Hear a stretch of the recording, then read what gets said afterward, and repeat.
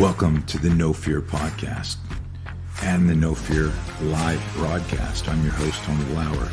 If you're into mindset training, performance psychology, personal development, you'll dig this new format. No Fear Live is a unique broadcast, and it's different from the No Fear podcast. We decided to go live because we wanted to create the opportunity to interact with people like you all over the world, where anyone can log in and ask questions, and in some cases, you may even get invited into the show. The great thing about the live broadcast is that it's much more personal for the listener. That's you. Remember, self-defense isn't always about a confrontation with someone else. The first and most important fight is winning the one inside your head.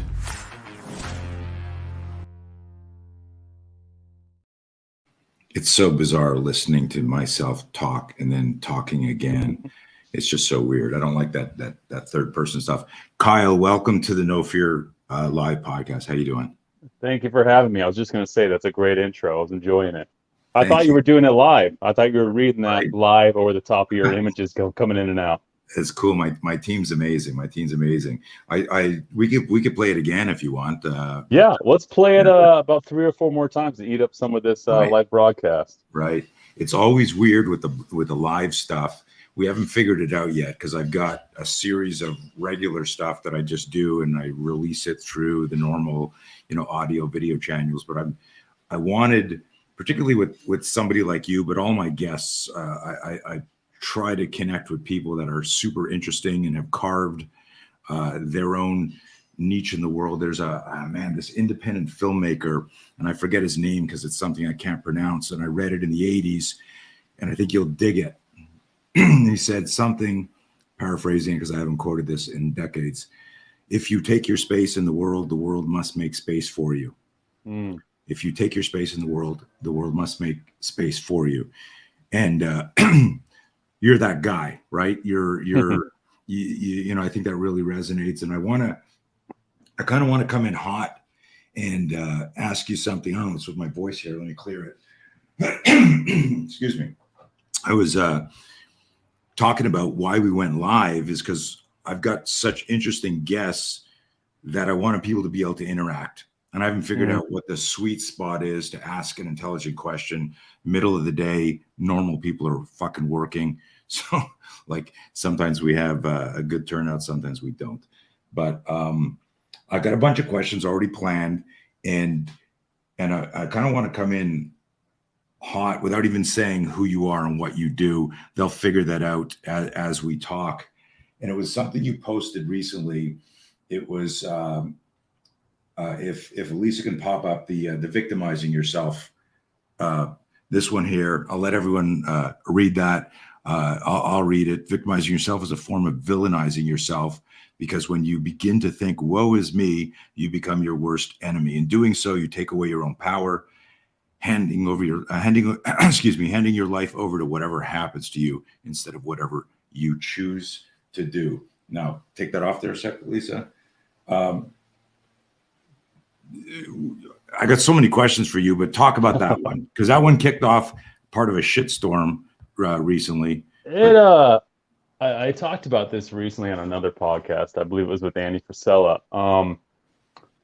I tend to write a lot of stuff that's meant to be empowering, because I feel not only do I enjoy writing that kind of, quote or writing about that type of stuff in my writing, I feel it's just very needed, especially what we've seen happen the past couple of years. And my empowering stuff is probably the most controversial stuff I write, which is surprising because 2013, 14, 15, when I was first starting to use social media, I wrote a lot of very, I would say, crass stuff. And I wrote a lot of stuff intentionally trying to ruffle feathers. And that stuff was even not met with the kind of criticism that my empowerment messaging is met with now. And I believe the reason why is because in order to accept the idea that you can change your circumstance, you have to first accept the responsibility that the circumstance could potentially be your fault. And that's hard to do if you've been outwardly expressing rage, or you've been playing this blame game for for many years. It's hard to finally internalize that and say, you know what? Sure, some shit might have happened. There's obviously obstacles in life. Everyone deals with them. But have I made this worse with my own mindset? And for a lot of people, they have. And that's where the whole you become your own worst enemy idea came into play, is because when you victimize yourself, or when you start to get down on yourself for something that has happened in your past, sure, you might have been a victim at one point, but you are the one that's continuing to relive that. You're the one choosing to continue focusing on that. And when you do that, you don't do yourself any favors. You are holding yourself back, and you are now the one that is both the villain and the victim in the scenario. And I wrote that because I've dealt with it at times in my life. You know, I've gone through my own fair share of depression. I think a lot of people have. And it's a message that I wish I would have understood younger, you know, in my 20s. And that's where a lot of my work comes from too, is me reflecting on my past and trying to share some of what I believe to be wisdom, or I believe to be relatable concepts that people can learn from and apply to their life. Dig it. Congratulations on your family, your kid. I know you're a very proud dad. I've got three. My youngest daughter turned 21 on Tuesday. That's awesome. And it's crazy. I got a 25-year-old and a 32-year-old. And the reason I bring that up is because you said some really interesting things about, like, you know, what you perceive as wisdom and things you wish you had understood when you were 20. And do you think you would have heeded this advice? Or because the reason I ask this is, you know, I'm 62, and so in the last 5 years I've had all these epiphanies, and I'm like, oh look, I'm like a wise old sage now. I wish somebody had told this to me when I was 20 or 30. And so I text them to my kids, and they all live all over the place. I go, hey, save this, because one day you're gonna go, oh, dad said this. And then when I'm done communicating this, I laugh to myself, because I remember when I was 20 and I thought I knew everything about the world, or 25 or 30, and older people would say, you should watch out, or think about this. And I'd be thinking, that doesn't apply to me, crazy old man, but thank you. I mean, I would never say that. So I guess my question is, do you think that's the cliche, that the expression, youth is wasted on the young, or something like that? Because we can't integrate this wiser stuff at earlier ages. We got to live through it. I think there's a 50-50 way of looking at that. I do think you have to live through it, but also from the right person, I would have heeded the advice. Interesting. I didn't look to my parents as role models in my 20s. I didn't look to a lot of the men in my life. I looked externally to maybe a musician or a writer or some kind of creator that I respected, and I identified with their own path in life. If it were the right person, I likely would have internalized it much deeper and thought much longer on it than it coming strictly from a family member or a neighbor. Or, you know, I grew up LDS. I grew up in the Mormon church, and up until about 15, 16 years old, I was going to church every week. And those were a lot of my leaders. Those were my male role models. I would not have heeded it from them, because I rebelled very hard against that religion and religion in general. So, yeah, I do believe I had to live through it, but I like to think that hopefully young men or even young women can relate to my own path in life. And so me sharing it, they might look to me and heed it, whereas from a parent, they would just shun it away, if that makes sense. That's a great answer. And as you said it, I remember, my martial art background is really what formed me. And it's look at all these 40 years later, I'm still teaching self-defense, blah, blah, blah. When I was 15, I read a quote from Bruce Lee, who was struggling with, he wanted to be an actor. He wanted to make it in Hollywood, but he was too short. His accent was too heavy, blah, blah, blah. And he wrote in one of the biographies, they found this quote of his, and it was, "To hell with circumstances, I'll make my own circumstances." And I remember writing that down at 15, and that was like a spiritual mentor, an accidental mentor. So you're 100% right. the right person, even through print, can cause you to weigh and consider something and maybe alter the direction of your life. So great. What do you do now? Because this is ongoing for me. One of the things I love to do is talk about the psychology of fear versus the physiology of fear. You know, everyone talks about fight, flight, freeze, parasympathetic, sympathetic. You got to breathe. You got to do this, meditate. I get all that stuff, but the psychology of fear is it's the movie in your mind that creates the anxiety and other stuff. So that's part of my company's focus. And people are surprised sometimes when I go, I deal with fear every single fucking day. It's called fear management. It's not like fear go away, hence the spelling on the shirt, no fear versus no fear. Mm-hmm. So my question for you, related still to course correcting and catching yourself, what do you do right now? Obviously, you know, the victim mindset, or the I can't believe this is happening to me. How do you catch it now? Is it just a self-awareness thing? And then what do you do as a personal strategy to, you know, course correct? First of all, I love what you said about dealing with fear daily, because fear is not something that can ever be eliminated in life. It is something that is either confronted and you learn how to manage it, like you're saying, or it's something you ignore until a trigger or some situation in life makes it boil over into an extreme state, you know, that can lead to this depression and this apathy and this anxiety towards life, when fear just kind of holds you back. For me personally, I make a conscious choice every day, which is, it sounds cliche, but that's what it requires. You have to understand that shit is going to happen. You have to understand that you can't control it all. And in trying to control it all, you know, it's that old quote where it says, if you hold a dove too closely, you'll kill it. But if you let go, the dove can fly. So you got to hold it just the right amount to where the dove will stay alive, but you can also maintain control of it.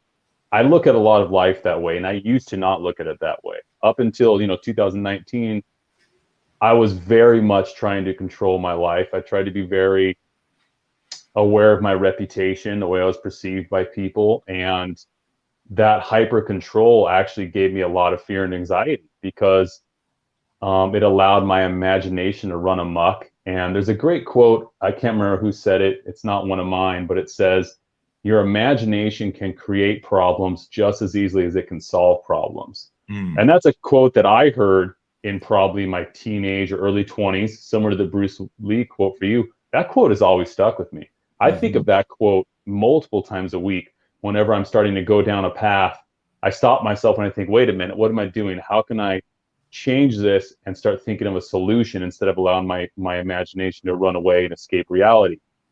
And so it's a lot of just that daily management. And then one thing that I do, I haven't been the best at, but I started doing it again, is I am a firm believer that if you are going through any rough spot in life, get the fuck off social media.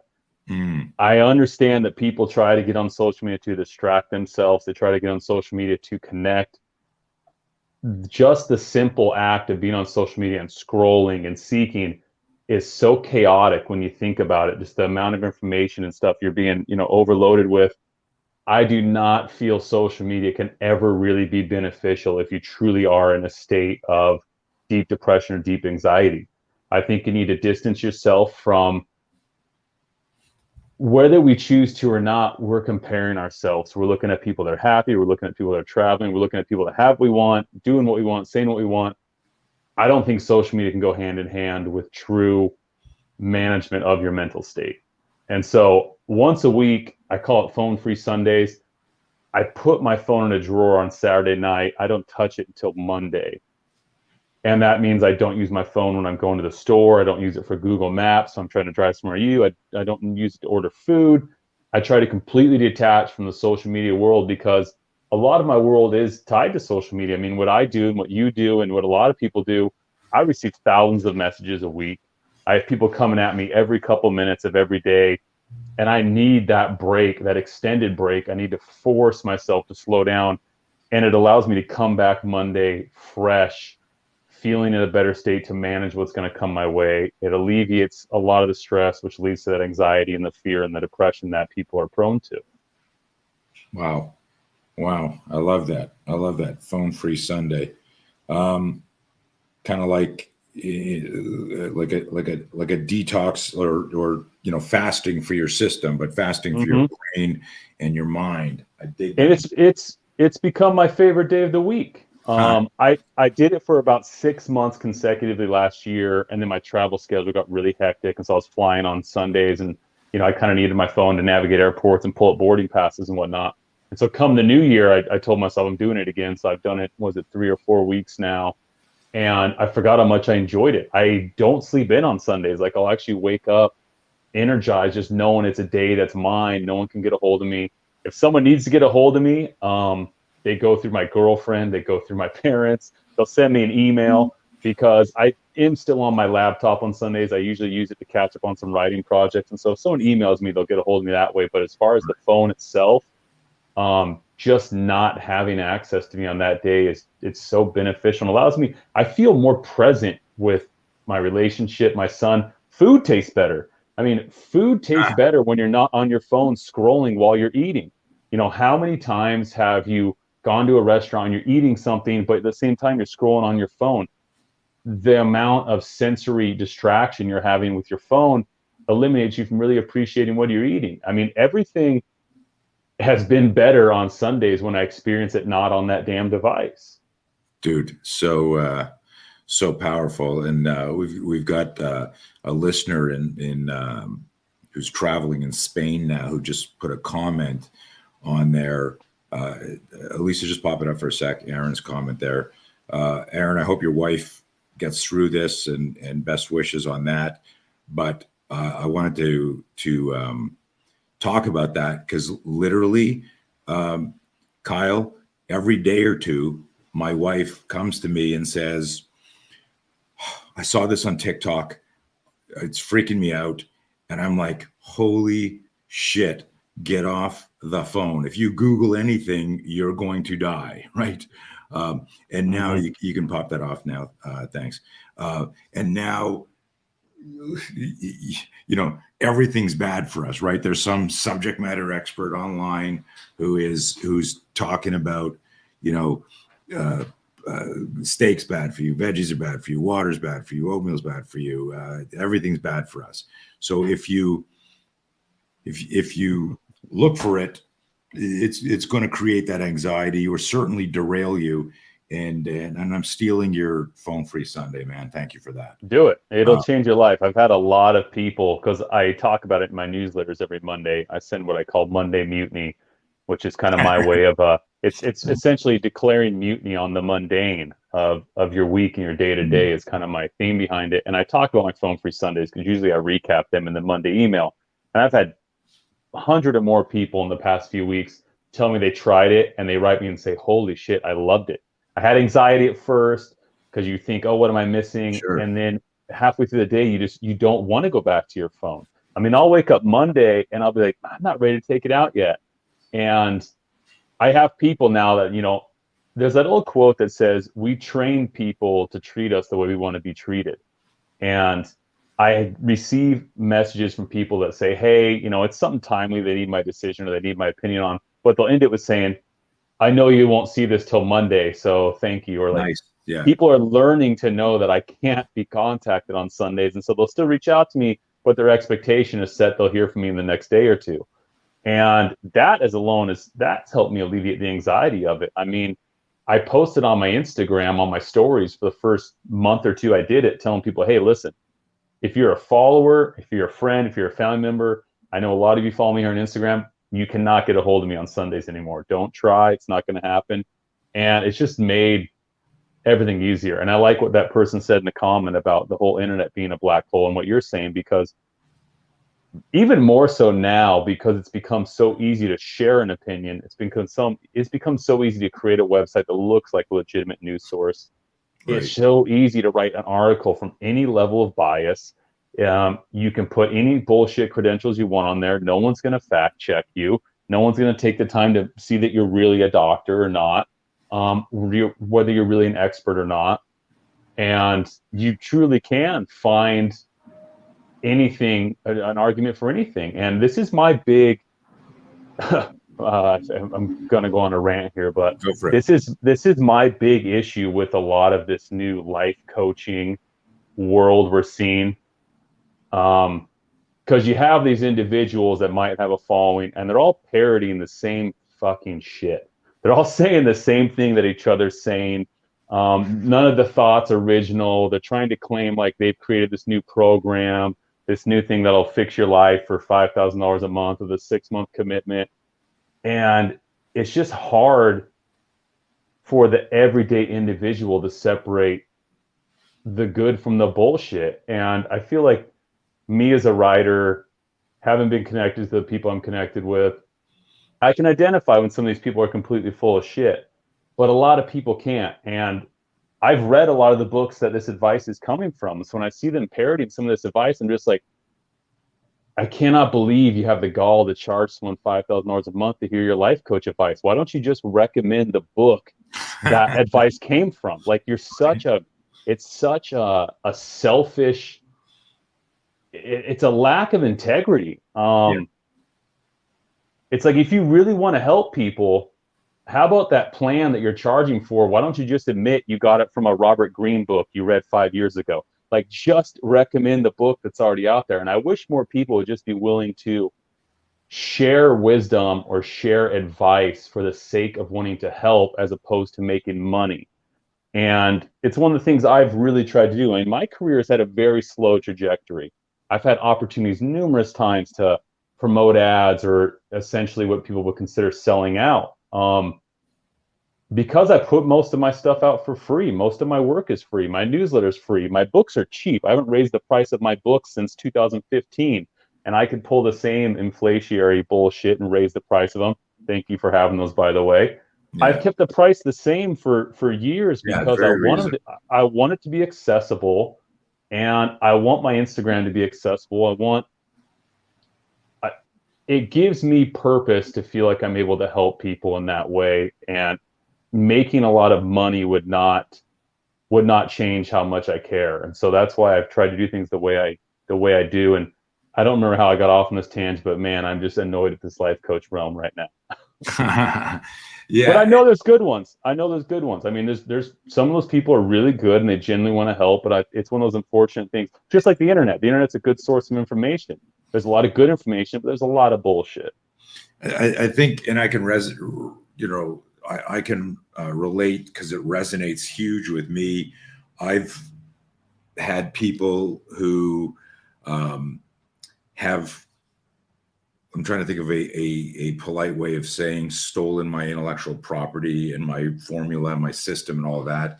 So of course I'll just they have. But what they've done is rather than saying, and this is I'm relating this to your life coach people, like, hey, I'm a life coach. I'm 24 years old. I'm 30 years old. Wait a minute, you haven't fucking lived yet. You're still living at home. For me in the martial art and self-defense space, and I've had this talk trying to mentor young people who are passionate or obsessed, and they want to do it. And I tell them, the guy that invented basketball, the Basketball Hall of Fame is named after him. I think it was Nesmith, Nesmith, in Massachusetts, somewhere, I think it is. And but nobody knows who he is, and he invented fucking basketball. If I said to you, who's the best basketball coach in the world, or who's the most important person in basketball, no one would ever mention him. And where I'm going in this weird metaphor in my mind is, just say what you do. Say, hey, I was very inspired by Robert Greene. This has helped me. I could be your accountability coach. I can work on this together. I got an idea, as opposed to presenting it as like you discovered it, like you were the archaeologist. I have no problem with people wanting to help others in that way. The problem I have is people pretending it is their creation. And I think I was actually talking with a buddy about this earlier today.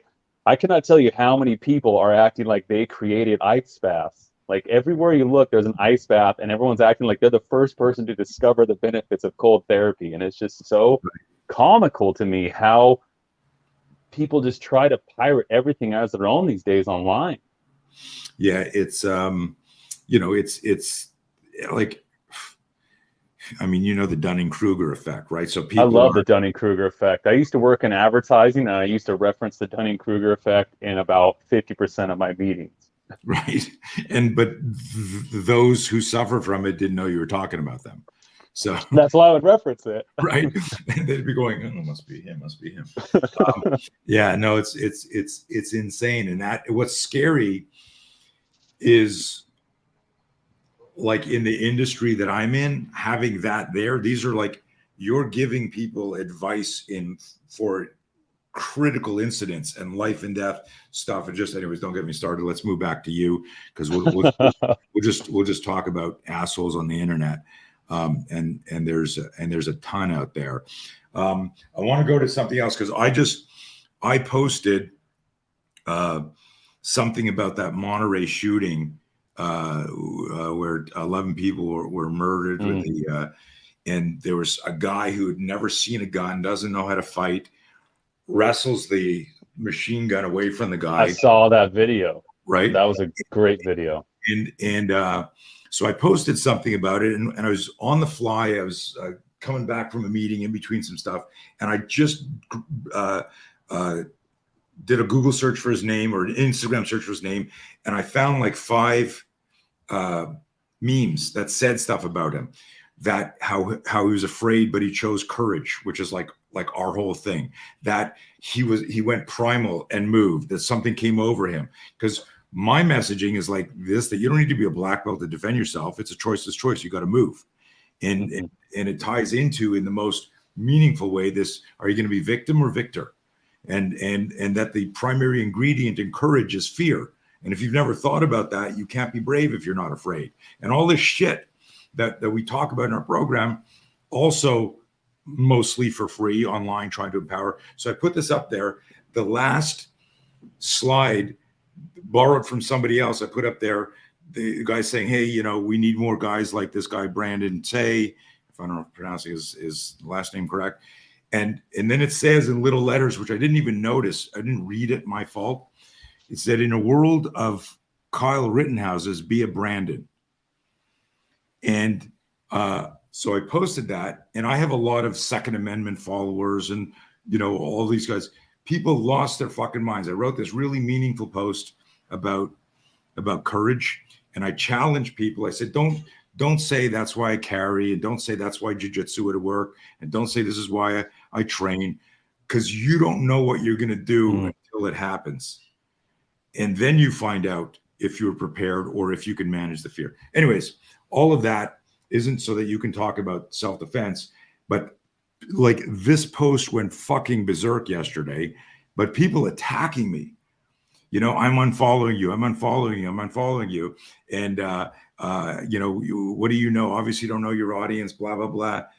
And it was this polarization, the division, the you're right, you're wrong, the defiance. And so I want to segue into that, because it was really, I was like, this is perfect, because this was actually planned to talk to you about. Elisa, pop up the stop complaining, the stop complaining post. So again, a lot of people are only listening to this because when we share it after, it goes out like on Spotify and Apple and all that. So the Kyle's tweet here is: stop complaining. Being an adult is easy. Pay your bills. Don't smoke meth. Keep a few close friends. Wear deodorant and tip your bartender. Now, what's fascinating about that is you originally wrote that like 8 years ago, right? Yeah, I wrote that 2015, I believe. Right. Yeah, no, it's right there on the slide there. So 2-part question. One is, and I know you have at times referred to yourself, you're a provocative instigator back in the day. And I did that thing that I tagged you in, where I don't when some bad shit's happening, you don't even have time to dial 911. You're the first responder in your fight. So why should I kiss your ass, blow smoke up your ass? I want to provoke and create a reaction. I believe, as an accidental mentor, that you don't have time to realize things. I want to inspire a realization as quickly as possible. And so my questions, I got a couple questions on this one, because this one people lost their shit onto, and I read through a bunch of the comments. Go back to 2015. What inspired this? Did you have this adverse reaction back then, or is it No. because everyone's so pussified now? It's cancel culture now. In 2015, I think the whole collective sense of humor was different on social media. No kidding. That was met with mostly, a lot of tongue-in-cheek reactions, which is, it's what it is. It's a very tongue-in-cheek tweet with some truth behind it. And so what inspired that is, I can't remember what it was exactly, but it was some meme that was going around. And it was one of the first times I'd seen the word adulting being used, in quotes. And people say, oh, Right. I don't like adulting. I hate adulting. I don't want to be an adult today. I want to curl up like a caterpillar in bed. It just bugged me. And I'd been seeing that stuff for a couple months on social media, and the whole, don't grow up, growing up's a trap. And I just thought it was kind of pathetic, because I would have been, I don't know, maybe 27, 28 at the time. And I was working in advertising, and I was very stoked to have the job I had. I was excited to be getting paid as a writer. I felt like I was making some real difference, and I was pursuing my purpose. I was learning to get better at my craft. I was able to afford an apartment and a truck as a writer, which making money as a writer is not easy. So I was very grateful, and I attributed a lot of it to me embracing growing up, and me, embracing the idea of getting wiser with age, becoming an adult. And I was watching a lot of my friends complain that they, couldn't have the same life they had at 19. And I just kind of thought it was sad. And so when I wrote that, I was just thinking of, like, a couple unrelated things that I could pull together that kind of communicated a higher ethos. And so, when it says pay your bills, essentially all I'm saying is take care of your shit, handle your shit. When I'm saying don't smoke meth, I'm saying take care of yourself, handle yourself. And when I'm saying wear deodorant, it's basically my way of saying be respectful of others, like other people around you. Right. And when I say, I think what was the last one on there? I can't remember what it was. Tip your bartender. Tip your bartender. It's just, and a few close friends. yeah, keep a few close friends. Maintain healthy relationships. And then the last one, tip your bartender, is be gracious, be generous, And if I would have wrote, stop complaining that being an adult is easy, handle your shit, be generous, maintain relationships, people would have been totally fine with it. Granted, it wouldn't have been funny, and Right. it wouldn't have been as polarizing. And like I said, I'm a self-proclaimed instigator. I like to write stuff that I know is going to get a reaction. And I also think it's more clever, and I think it's more enjoyable, and it cuts through the clutter in your brain more to write it the way I did. But It as also, I said, go ahead. Yeah, I wanted to interrupt there. Sorry. That if you write it so that, like, Ernie and Bert from Sesame Street wrote it, then nobody gets to imagine or think or stretch themselves. Yes, exactly. You put yourself in these situations and you visualize them, and you think, okay, I do all those things, or I don't do those things. And that's why when I reshared it now 8 years later, and the reason I reshared it 8 years later is because when I shared that in 2015, I put it out in my first book called Feel Free to Quote Me. And someone took a screenshot of that page out of the book Feel Free to Quote Me. They put it on their Facebook, and I believe it got over 1 million shares in like the first 48 hours. It was the first thing of mine that ever truly went, quote unquote, viral.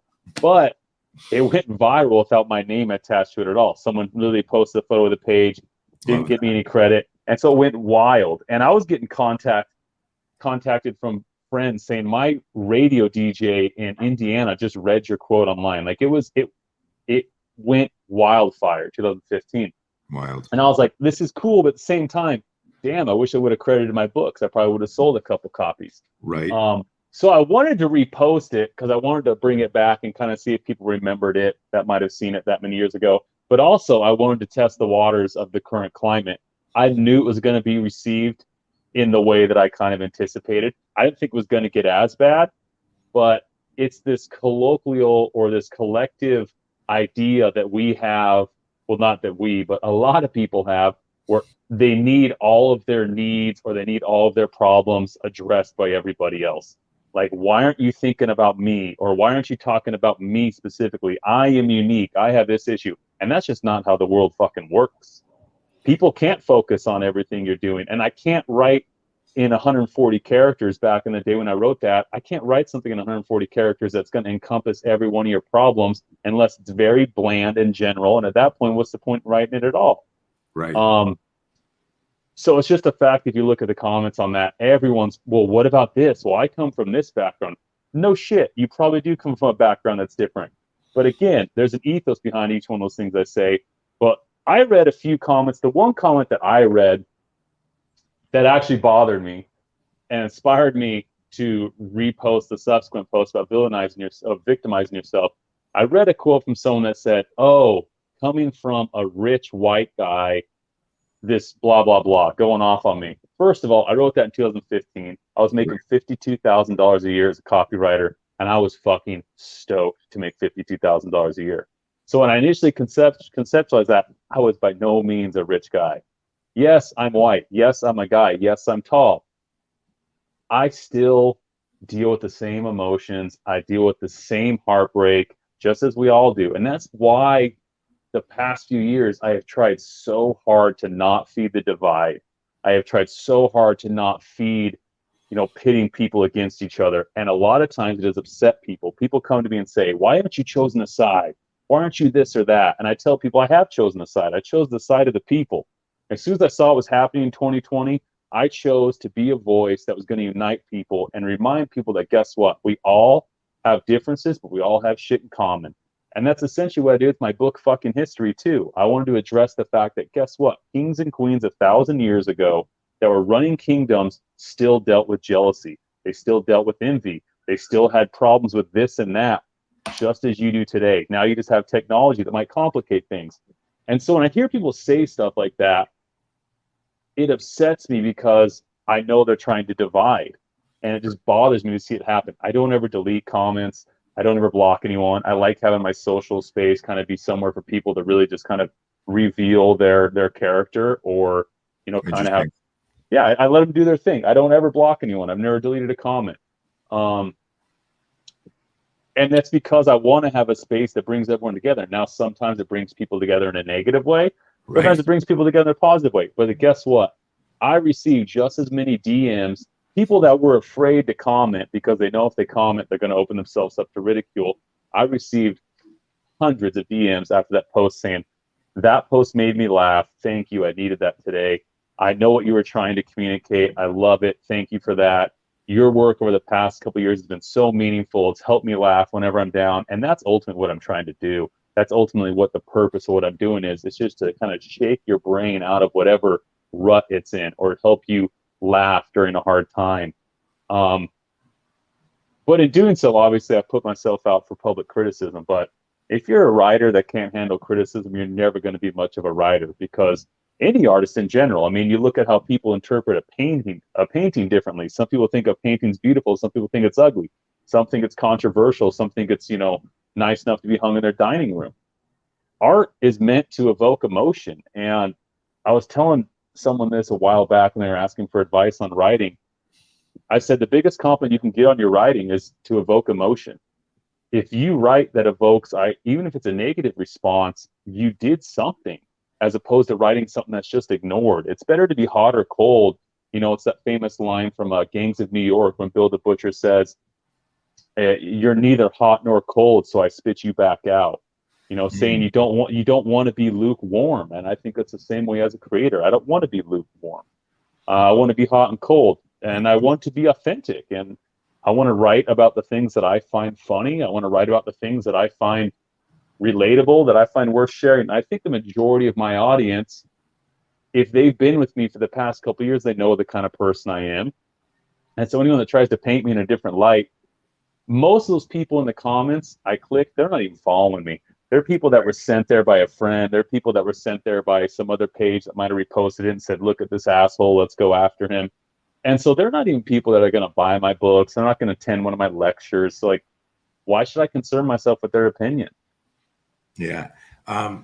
Kudos for acknowledging that one of them, pushed a button. That's good self-awareness. Because a lot of people, like when I engage people and the haters, and if I could monetize my haters, I'd buy my own island somewhere and get the fuck away from all this craziness. But I engage because I feel this pull, this need to try and help make the world a better place. It's grandiose, but not really. And I had like one of the comments today where someone said, just admit that you fucked up. You shouldn't have posted that, and just delete that last thing. And I said, well, and then it ended with just delete it, and then you can make everyone happy. And I said, my job is not to make you happy or everyone happy. And the fact that it's so controversial to people, that's the lesson. That's why it needs to stay up there. The discussion has to be there. And that's exactly why I was saying I leave my comments there. Right. Like when it becomes controversial, I just go, okay, someone's going to learn something today. Have at it. Yeah. The only time I get involved in a negative comment is when I see someone attacking someone else.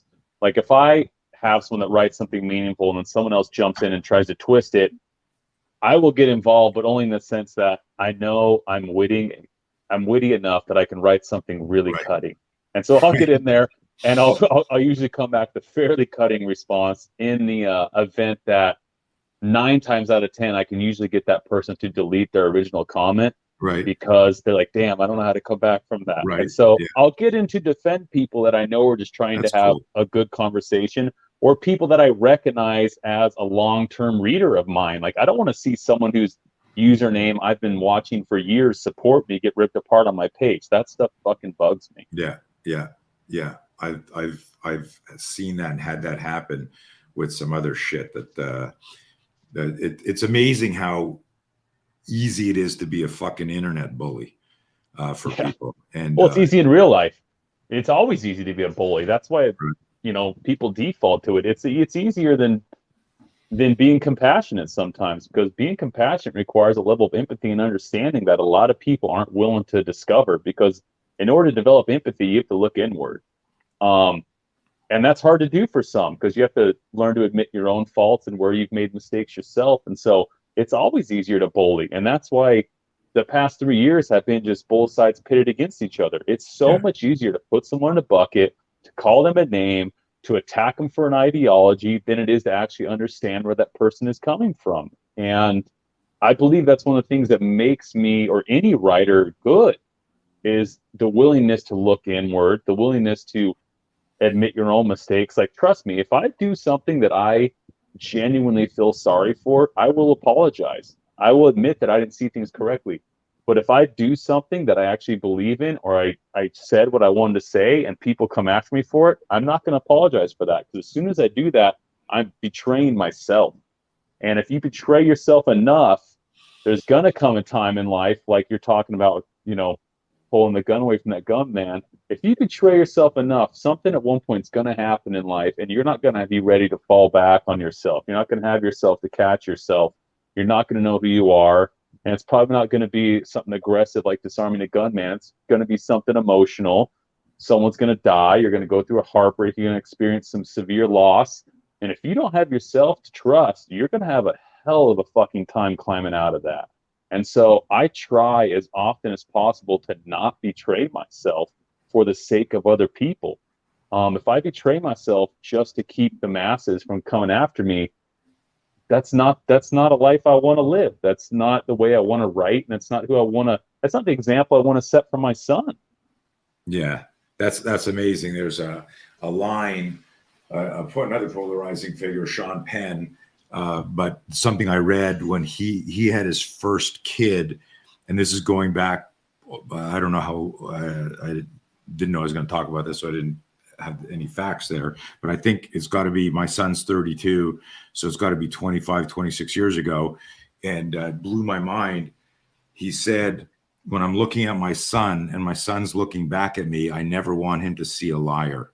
I love that. Yeah. I absolutely love that. Yeah. Yeah, that if that doesn't summarize how you should be as a parent, I mean, that's one of those one-liner things that people could pick apart, similar to that stop complaining tweet, where you could say, what about this? What about that? Yeah. Not being seen as a liar encompasses a lot of things. It's huge. It's a lot of actions in your life can be, covered by that. I love that. That's fantastic. Yeah, it's I got goosebumps thinking about it again, because it's not about, I mean, and it's weird when someone goes, well, what about a white lie, and what about this one? Like, hey, you're telling me too much information about your standards, like this and this. So this leads into a self-awareness piece where in the last couple of years the world has changed so much. I even myself, and I know you're shadow banned, I'm shadow banned or censored or I don't think I am shadow banned. I still do pretty well. do you? Okay. Yeah, Um, I'm not shadow banned. I just don't use social media as much. I've lost an interest in it. I'm very disillusioned with social media these days. Most of my writing goes into future books and my newsletter. okay. Okay. So let me tie it to something you said before. Uh, I have this, not to the degree that you have, but people DMing because they didn't want to post, and I'm going, what's the big deal posting? If that's what you believe, say it. And so, I guess my question here is, through osmosis, like so much of the world, good people are afraid to share their truth. There's with how they feel. Um, how do we recover from this?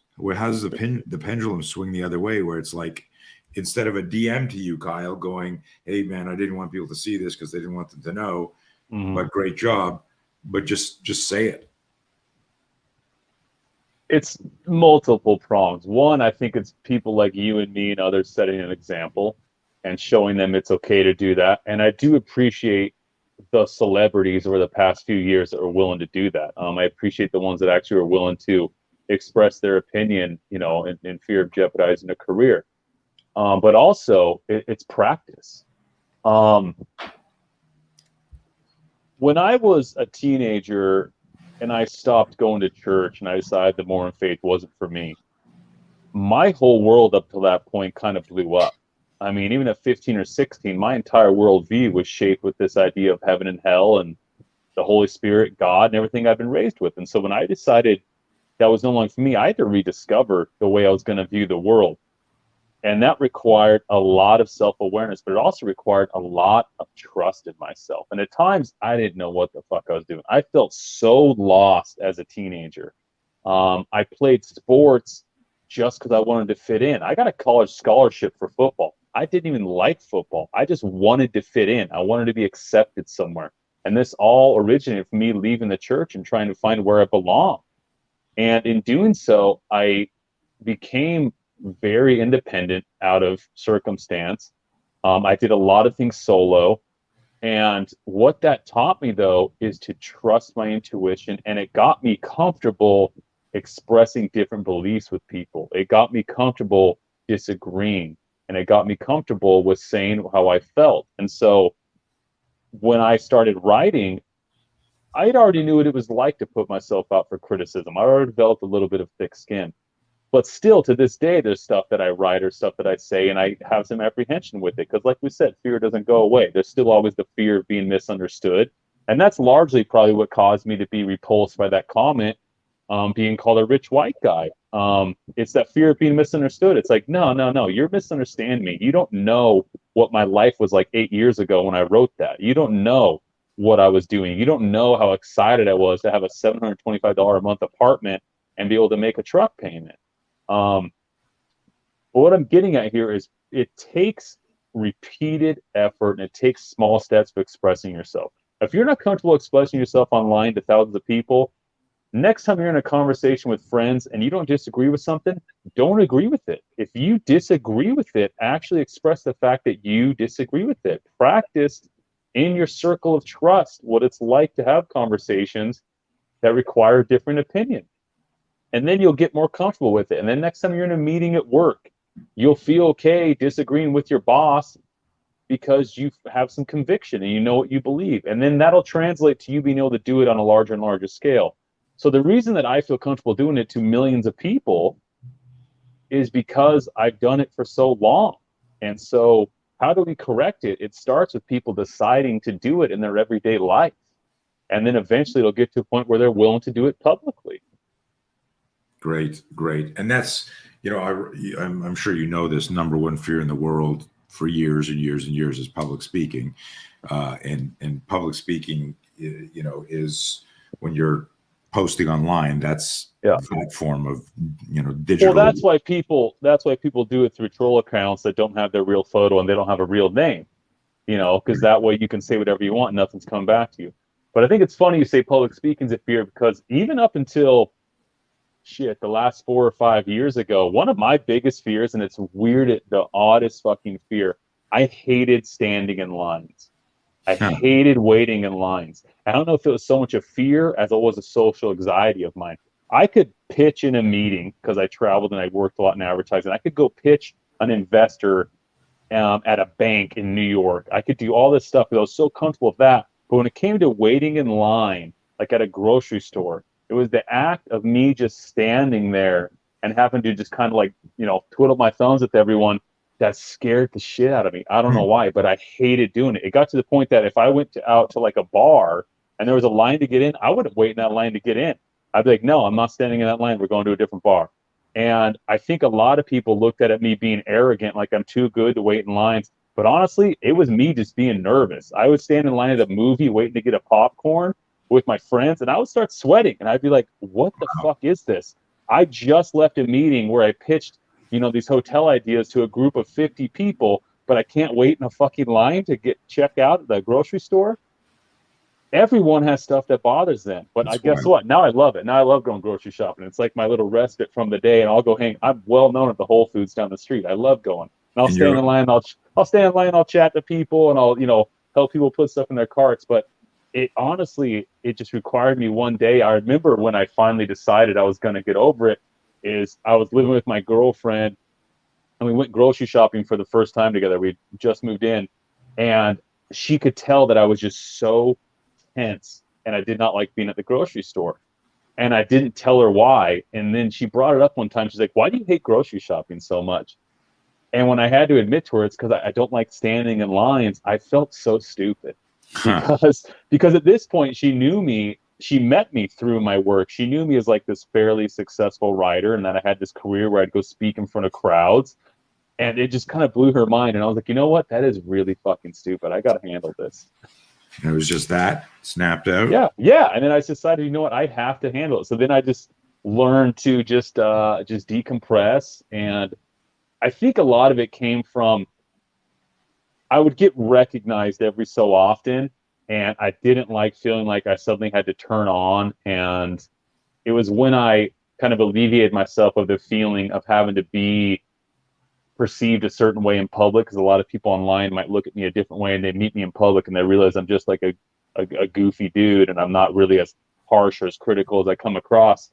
I had to just kind of alleviate the idea that like someone was going to recognize me and be disappointed with what they experienced. And I think that's where a lot of it came from, because it would happen fairly often when I was standing in lines, particularly when I was living in LA. But yeah, it's weird. It's a very weird thing. But I actually talked about it, and I've had other people say, I had another buddy of mine who's actually a musician. So my buddy's a guitar player in this big metal band, and he travels across Europe, and he plays these festivals of 10, 15,000 people. He's a phenomenal guitarist.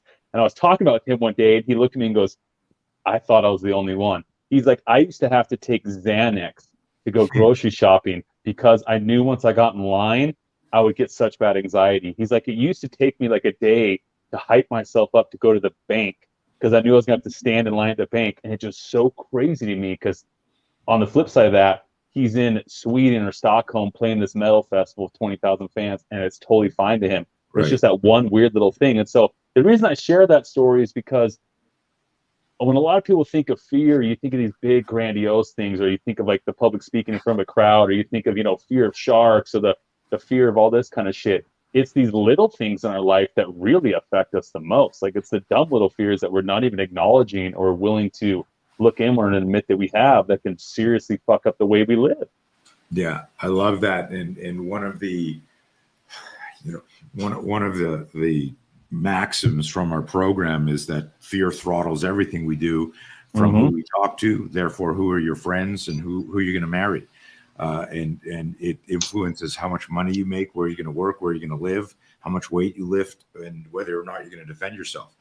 The psychology of fear, before we make any decision, there's a conscious or unconscious moment in our brain.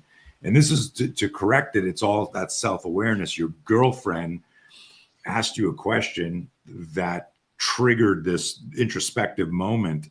And it's great. It's like, hey, I'm stronger than this. This is ridiculous. And it's funny because I didn't know where you're going with it, because I hate lines too. I don't get anxiety, but if I walk up somewhere and there's too big of a line, I'll do a quick scan to see if I know somebody at the front. And if I don't, I'm like, we're out of here. We'll go to another restaurant. And that's just time. That's just time management. I mean, I go through that still. Like, I don't enjoy waiting in lines, but I honestly had a fear and anxiety of standing in lines, and it's so fucking dumb. Hey, I saw a quick pivot here. I saw the clip with you and Aubrey talking about reparenting. Yeah. The term reparenting, and I kind of like that.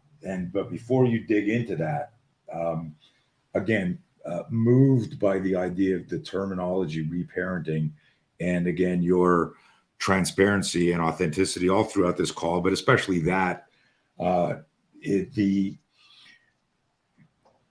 this might just be semantics, and I know as a writer, semantics is a real thing.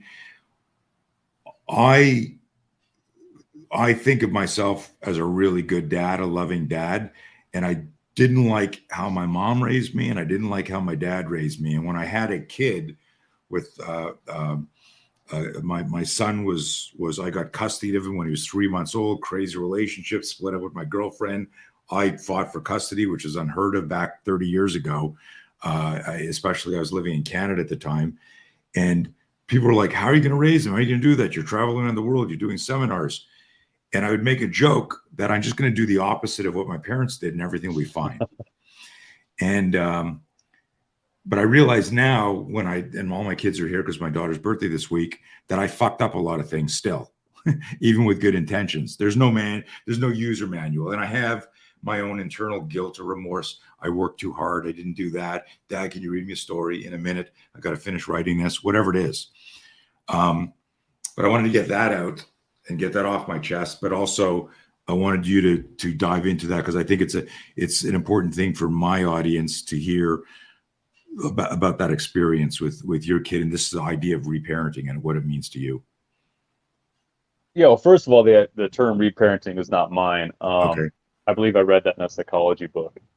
But the idea of the reparenting process, and what I was talking about with Aubrey in that interview you're referencing, is it goes back to my religious upbringing. When I decided that was no longer for me, I stopped opening up to my parents because I didn't feel they were going to understand where I was coming from, because they were still very much devout to their religion. They still are today, and I have a great relationship with them. And like you, my parents have the best of intentions. I don't have any ill will towards them. But that religious upbringing fucked me up. It taught me to suppress a lot of emotion, and it taught me a lot of shame. And this whole idea that I could even be punished for having bad thoughts, or I could even be punished for things that no one saw, or things I didn't even act out on. It really kind of messed with the way I thought and I approached life. And I've had a conversation with my younger brother recently who dealt with a good 10, 12 years of substance abuse for very similar reasons. We kind of handled it different ways. I buried myself into work, and he buried himself into substance abuse. But we had similar aspects in the sense that it was us suppressing. And so I had to, when I became a dad and I realized I don't want my son to ever feel the way I felt, when I talked about earlier, when I joined the football team just because I wanted to be accepted so bad, because I didn't feel like I had anywhere I belonged. I don't want my son to ever feel like he doesn't have somewhere he belongs. And so, in order to do so, or ensure that I can do that to the best of my ability, I had to go back and basically find myself, the teenage boy. You know, what did I bury, or what did I internalize at that point that I haven't worked through yet? You know, do I need to go back there and talk to that version of myself and say, listen, it was okay, you were lost. And that's when when I use the term reparenting, that's what I mean. Is it's Mm. I recently watched the movie Good Will Hunting again. Fantastic movie. And there's that scene where Robin Williams and Matt Damon, towards the end, when Robin is repeatedly saying to him, it's not your fault, it's not your fault. And Matt Damon's like, yeah, I know. And he's coming back with all these intellectual, smart remarks because he's a smart guy and he's deflecting. And finally, Robin Williams gets right in his face and says, son, it's not your fault. And he just breaks down. And, Matt Damon just has a good cry with him because he finally allowed himself to go back and find that boy in his brain that felt the abuse was his fault or felt that he deserved what he got from his foster family. He had to go back and he had to tell that kid, he had to actually silence that mind, that voice in his head and say, you know what? It's not my fault. And so I want to always be someone that my son knows he can come to for advice. I want to be someone, whether he's 20 or he's 40. I want him to know that if he comes to my dad, much like Sean Penn, I want him to know I'm going to give it to him straight. I'm not going to lie. But I also want him to know that I'm going to have some empathy. I'm not going to judge him. And I felt very judged by my family growing up because of the religious differences. And so I had to go back and make peace with that in order to ensure that I'm a better father. And it's honestly made me a better writer. I mean, becoming a dad was probably the most fear-inducing thing that's ever happened to me. I had a lot of fears as far as how it would affect my career, my lifestyle, and a whole bunch of selfish bullshit. But it's the greatest thing that ever happened to me. I'm better at managing my time. I have more of a purpose, long-driven, forward-focused mind, and it's been phenomenal. But yeah, it required me to go back and rework some shit in my head. Amazing answer. And I'm glad I asked you that because I only saw the clip. I've been traveling and didn't watch the whole interview. Just saw the clip that you posted and thought it was neat. And my head went somewhere else. So I'm so glad for that answer. The making me think of some shit I have to do. So as soon as we get off this call, you have how many books? 5 or 6? I have, I think I have 5 currently available. I've published 7, but 2 of them got kind of repurposed into a larger one. So I believe I have 5 currently available. Okay, cool. So what's your favorite book and why? Speech Therapy. The book that I wrote last year is my favorite because that was a book that I feel is more purposeful than my other work. Fucking History, I do believe, has a lot of purpose to it, but that was more written from an angle of entertainment. Okay. Whereas Speech Therapy was written from an angle of genuinely wanting to help people through some of the shit we deal with in life. And so that's my favorite because I feel it has the most weight. And in the Feel Free to Quote Me series, I kind of just think those are fun. But yeah, if I had to pick one, Speech Therapy for sure. But obviously, I mean, my favorite book is whatever one I'm currently working on. So the one I'm writing now is my favorite because it's the one I'm currently in. Right. That's the right answer. With my team, we've got a team of trainers all over the world, and we ask them, "Hey, what was your favorite course that you've taught so far?" And they know that the only answer is my next course. It's the one, you're always growing. If you're passionate about what you do, and if that isn't your answer, I think that's a sign that you're not in the right career. Mm-hmm. If someone asks what's your favorite thing in life and you reminisce on something 5 years ago, it means you're not in the right path. So yeah, if my favorite book was one that I wrote 3 or 4 years ago, that'd be a fucking problem. Right. Good insight. When you're writing and because you've created this formula that people are waiting for, like our anticipatory cells are, okay, what's Kyle going to post? And it started off with the Twitter stuff.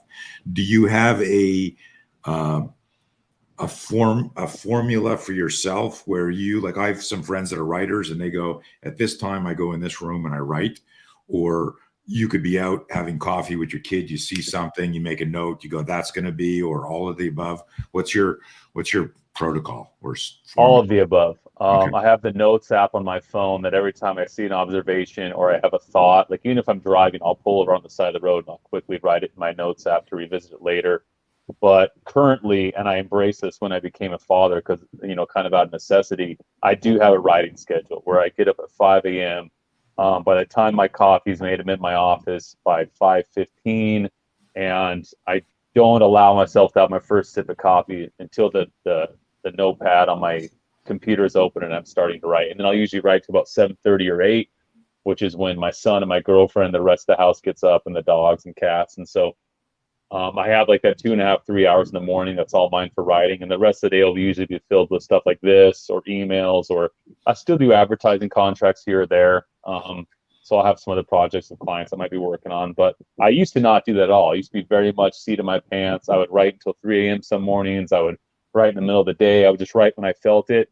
And I think there's a benefit to doing that, but I don't think anyone who's a master of their craft can wait for the muse to hit them. You have to actually just get in the shop and go to work per se. And so once I've started embracing that, and even if it's just crap, some days I'll write stuff and I'll reread it the next day and be like, man, that was garbage.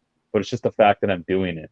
And Stephen Pressfield, who's someone I look up to, he wrote that War of Art book, which I think anyone should read, whether you're a writer or not. It's just a great, book for, doing something with your life. He's the same way. He talks about the fact you just got to go in there and go to work. And that's Yeah. what I'm trying to do now. And that's why I set a very kind of, strict timeline. I protect my mornings too. I like the way I like my morning to go. I don't schedule anything before noon. If it's before noon, it's got to be something very enticing or someone I really respect. So I usually, by 8, I'm done writing. My son's up. I'll hang out with him for the first hour, get him some breakfast. And then I go on a walk with him and the dog. I'm back by, 9:30. And then I make him like a real breakfast while my girlfriend takes a bath and has some time to herself. And then by noon, she usually comes and takes over. And then I'll jump on whatever I have to do for the next, bit of the afternoon. But I like my mornings.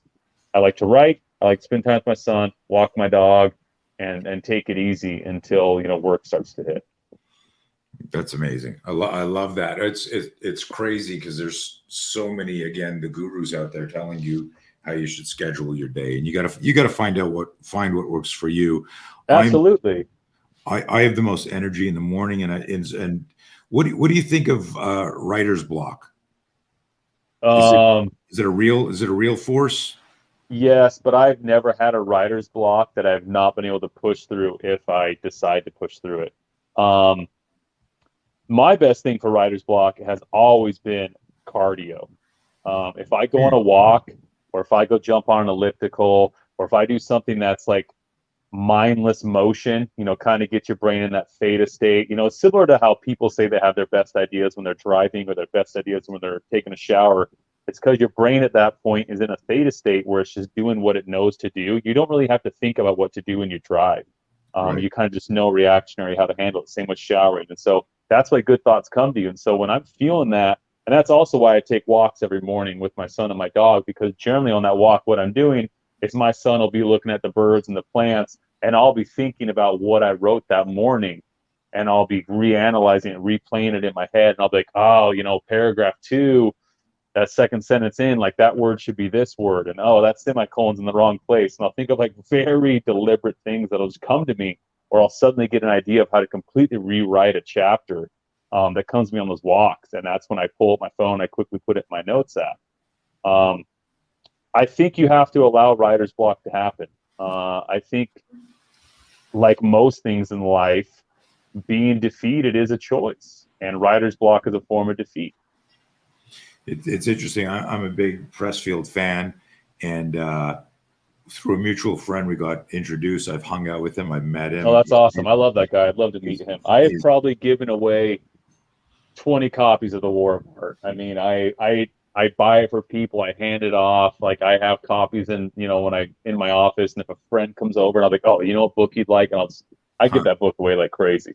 Yeah, he's great, very interesting man. And but the reason I asked that is years ago when I was putting together, and I still am always vetting the stuff that I share people, because some of the experiences people are going to have, I'm never going to have.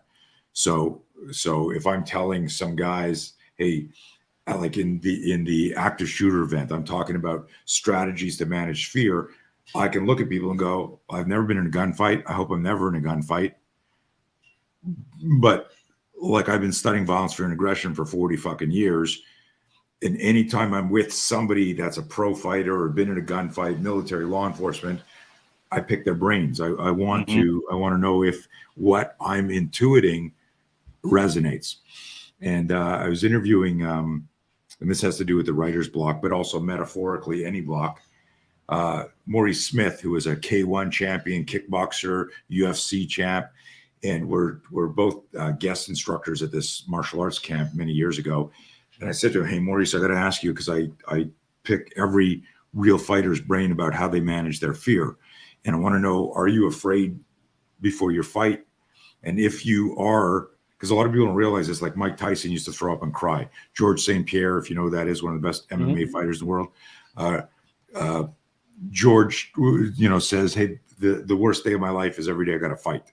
I'm so scared of fighting. But when you see him jumping across the ring, doing a Superman punch into somebody's head, if I went, which guy's scared here? You go, well, the guy getting hit. No, the guy throwing the punches. These people are managing their fear. So I say to Maurice, I go, dude, how do you manage your fear? And he looks at me and he goes, let me ask you a question. And I'm like, okay, I thought I was interviewing you, but go ahead. And he goes, do you have a job? And I said, yeah, I do. He goes, are you afraid to go to work? I go, no. He goes, me either. And in his mind, it had just gotten like, when you're a professional, like in Pressfield turning pro, like when you're professional, you just fucking get to work. Is it going to be your best writing? No. Get something on paper, go for a walk. Your brain is gonna fix it. But at a certain point, you just you get to work. You just work. Yeah. Have you read Tim Grover's book, Relentless? No, but I have it. That's a good book. So he good. talks about, he obviously trained Kobe and Dwayne Wade, and I think Jordan. Well, yeah, Jordan was his first client, but right. He talks about how all the greats have anxiety, and they've tested like their heart rate before they go out and play, and they all have elevated heart rates, which means they're all feeling that stress response. He says, but what the greats do is they harness that and they use it to their ability. Like they use it to energize them. They use it to enlighten them. They use it to make their senses more aware. And that's exactly what you're talking about there. Like the fact that you still feel the fear and you manage it and you use it in a positive way to be like, you know what? Right now, my senses are on high alert. How can I use that to be better at what I'm about to do? That was the first time I'd really heard that argument presented was in that book. It's another fantastic book. Again, I'm not a big sports guy, and whether you're a sports guy or not, that book it's similar to Pressfield's War of Art. I think if you read that book, it can be very formative in your life as far as how you handle shit that comes your way. I just made a note to pull it out. He's a friend of a good friend of mine, so I'd met him already and bought his book there, but just I got a zillion books that I want to read that I haven't had a chance to. Start to wrap this up. There was something you just said that triggered something there, and it was the anxiety thing. I don't know if you ever heard the acronym false expectations appearing real. And so for fear, and I always like tell people, so I'm visualizing a future event that hasn't even happened. It's debilitating me in the present. And that's what a lot of people do. And I love this whole idea of, if I can change my relationship with fear, I can change my mind. If I can change my mind, I can change my life. And that's kind of the messaging. I always thought growing up, and I was like you as an athlete, sports, I did, whatever. But I was always afraid of striking out or screwing up for the team or letting down my parents or I was always playing with this fear, and nobody none of my coaches ever said anything about fear. It was never, the psychology of fear is not talked about or explained to kids growing up. And so if we bomb a test in school and the teacher goes in front of the class, oh, you didn't prepare, you failed, you're gonna have to stay after school. Like, it's just this PTSD around fucking, our performance and how we're perceived. And one of my missions right now is to help people change that relationship with fear. So that whole anxiety thing that you connected with Grover is huge. We have no choice. I think you said it right in the beginning. Like, we are all going to experience fear during the day. Yeah, it comes at you in multiple angles. And, I like what you said again about the false expectations of period real, because it goes in line with that. Like that quote, I can't remember who said it, but it hit me at a young age, is your imagination creates problems as easily as it solves them. Right. Your false expectations could either be positive or negative, and you can start to expect something different from the scenario that doesn't elicit such an, anxiety-ridden response. And that's how you change the way you approach things. I love what you're doing. I actually did a podcast yesterday with, I believe his name is Marcus Anderson. He goes by like Marcus Aurelius. Yeah. And good buddy. He let me know a bit about your, kind of your studies and where you kind of focus. And I told him, I was like, damn, I just thought he was a friend of a friend of a friend. I didn't realize he was actually really deep into this fear stuff. And I'm excited to talk to him because I do think it's something that more people need to be cognizant of. And let's be honest, I mean, the bias and the divide of the past couple of years is a fear response. Fear is the reason behind almost all of the shit we have seen happen lately. 100%. Yeah, it's been weaponized. And if you being us don't have the self-awareness to realize we're being manipulated, then we can't access any type of critical thinking. And because we're just suddenly buying, like you said earlier, like the guy says, I'm a doctor, and you go, okay, this must be true. And you never vet or check that. I wrote a little thing, I'm going to send it to you, called Making Friends with Fear. It's only 9 pages long. People say, why didn't you write a book? Well, I'm working on that. But I joke that it took me 40 years to write those 9 pages. It's super succinct, and I knew most people were going to read them, but I'll send you a copy. But here's the thing, though. Succinct is often far harder to write than long form. True. There's a reason why. I actually had someone ask me this 2 days ago on a phone call. They say, why aren't more people doing what you do, Kyle, as far as writing this short, relevant advice? And I said, honestly, because it's hard. To be able to take something and distill it down into 4 lines as opposed to 4 paragraphs is a difficult thing to do. And I believe it's a Da Vinci quote where he says, like, simplicity is the purest form of intelligence, something along those lines. I might be misquoting that, but it's true. And, if you look at even like the corporate world, brands like Apple are who everyone tried to emulate, and everything they do is about being simple, because that's so fucking hard to do correctly. And so the fact that you could distill something down to 9 pages, if it's 9 pages of pure fucking gold, that's all it needs to be is 9 pages. It's better than having 90 pages of a bunch of just dribble that it's better than being someone like one of these life coaches that just parrots other people's advice for 90 pages. At least it's 9 pages of your own observation. Yeah. And I've read a lot of those books where I'm going boring. There's a quote, talking about writing boring. There's a quote that says, your readers will forgive you for everything except being boring. Nice. That is the one thing that you will not be forgiven of when you write a book. Typos, mistakes, maybe something I disagree with, all that stuff will be forgiven if it's a good fucking book. But if that book's boring, it's a complete waste of everyone's time. That's good. There was another writing quote that and I just heard it recently, handwritten, long letter. You'll know it, but I don't remember who said it. And the guy, he writes at the end of it, I'm sorry this was so long. If I had more time, I'd have made it shorter. Have you ever heard that one? I actually think that is a letter written by Mark Twain. Somebody legendary, but it was like a long letter. He apologizes for the length because he didn't have time. I think it's Mark Twain. I actually think I have a book that letter's in. I might be wrong, but I know the letter you're talking about. And for some reason, I'm a fan of Mark Twain, so maybe I'm just crediting him with everything I enjoy. But I know exactly what you're talking about, but I'm pretty positive it's a Twain letter. Yeah, but that goes back to your. I never thought about that that succinct, clear. That shorter is harder because you don't get to blah blah blah and just ramble. Well, that's why people, when they get in arguments or you look at the comments section, they ramble on about shit that makes no sense because they don't know how to distill their ideas down into 2 lines. Right. They just sit there and go back and forth. And honestly, I believe I learned a lot of that working in advertising.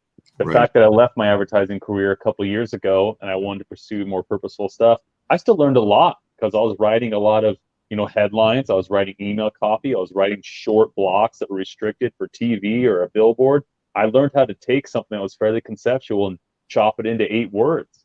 I credit a lot of my writing style and a lot of my success on social media because of what I learned, putting in the work, for a decade as a copywriter. That's true. That's interesting. Okay, let's do this. I got one more question for you, and then we'll you can tell me what's the best way to find you, and we'll pop that up there. I love this conversation. I learned a lot about you. I got a page of notes here of things that I want to reflect on. But is there one question no one ever asks you, or that you go, fuck, I want to talk about this? Because like that's the question. Is there something you get off and you go, fuck, when is somebody going to say this or probe this way? Or is there something you want to share? I think I kind of went off my tangent earlier when I wanted to rip apart people that were parodying other people's work. Off the top of my head, I can't really think of that because, like you, most of the people that I do these podcasts with, they've done their homework. They kind of know where I am with things and they probe into it a bit. And if I feel I need to say something, I find a way to kind of shoehorn it in there. Right. So I don't know what there is. And I always tell people, and I've been asked before a lot of these podcasts, is there something you don't want to talk about? And I tell them, you know what? If there's something I don't want to talk about, it means everything about my persona online is fake. Like, I'm an open book. I will talk about anything because I do feel there's purpose, and if there's just one person that resonates, like me telling the story about being afraid or stressed out by standing in lines, I will guarantee some people are going to hear that and be like, holy shit, I thought I was the only one. Right. 100%. No, I love the transparency leads to authenticity, and being open like that improves self-awareness. And of course, self-awareness is everything we need about self-actualizing. So I love that. What is the best place? And we'll put stuff in our notes when we release this. You're most active on Twitter, combo? Instagram. Instagram's the best place to find me. If you search Kyle Creeker, right there, the handle at SGRSTK. But most of my new work, it goes into my Monday newsletters. And so if you click my bio on any of those social platforms, you can sign up for Monday Mutiny.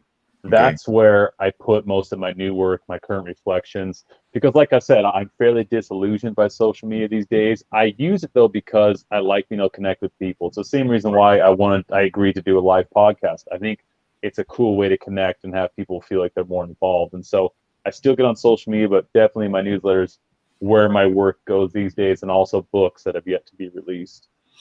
Hey, guys, if there's anybody, there's only there were just some good comments here on the side here. There's one question here from David Kitch where he says, if pain is a teacher, what would fear be? How would you answer that? Oh, fear is also a teacher. I think everything in life is a teacher. It's your role to be the student. Pain's going to teach you, fear is going to teach you, death is going to teach you, success is going to teach you. You're going to learn a hell of a lot about yourself when you suddenly have a lot of opportunities come your way. I think it was Chris Rock or another famous comedian said, you don't know how loyal you are to your partner until you become a famous comedian and you have women throwing themselves at you all the time. Becoming successful, you have a whole different slew of tests that come your way. How you handle money, how you handle fame can reveal a lot about your character. So good or bad, everything in life is going to teach you. You just always got to remain a student.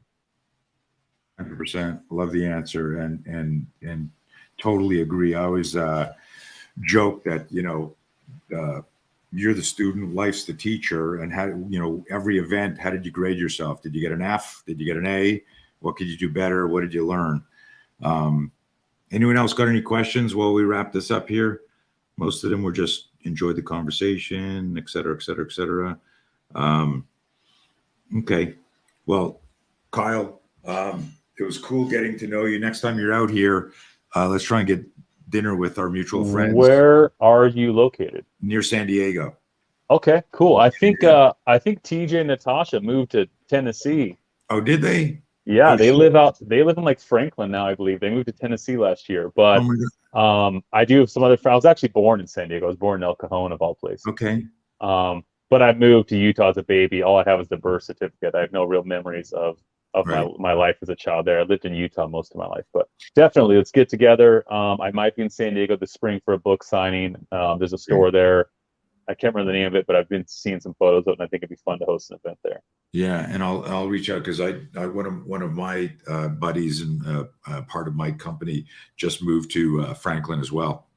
Oh, So I'm pretty sure that's where they are. Like yeah. I know it's near Nashville, and I'm pretty sure it's Franklin because they have a little bit of land, obviously, for the horses. Nice, beautiful. Okay, my friend, it was so good to connect live. Congrats on all your success. Congrats on fatherhood, and you're doing great stuff, and you're inspiring and motivating people. And it was I'm excited that I was able to talk to you and share this with our audience. Thank you very much. I'm glad we can make this happen. Okay, everybody. Thank you. If you liked it, share it. You know the drill, and we'll see you soon.